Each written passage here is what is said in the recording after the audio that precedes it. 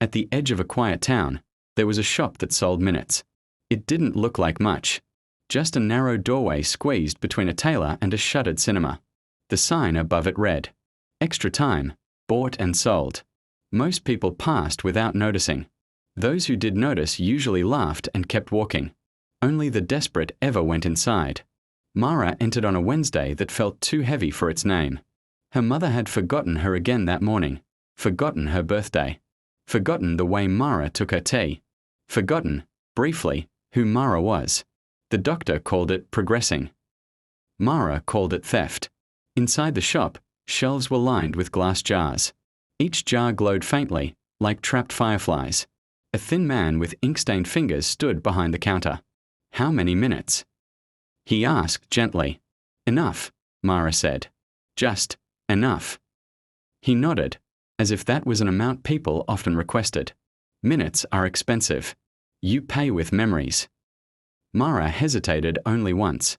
She thought of her first bicycle, the wind on her face, her mother laughing as she ran behind her. "Take that one." The man uncorked a jar.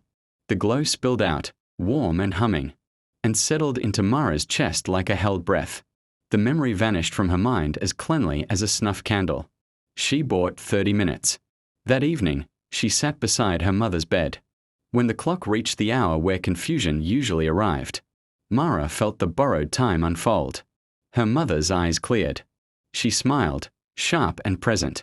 "Mara," she said, "there you are." They talked. About birthdays long past. About burnt dinners that became family jokes. About love that never needed remembering to be real. When the 30 minutes ended, her mother fell asleep peacefully, the fog returning softly, like mercy. Mara went back the next day. And the next. Each visit cost her something, songs she loved, places she'd been, the sound of her own laughter as a child. She grew lighter inside, quieter, but her mother grew whole, if only in fragments of time. One day, the man stopped her at the door. "You don't have much left," he said. Mara looked at the shelves, then at the small glowing jar already waiting for her. "I know."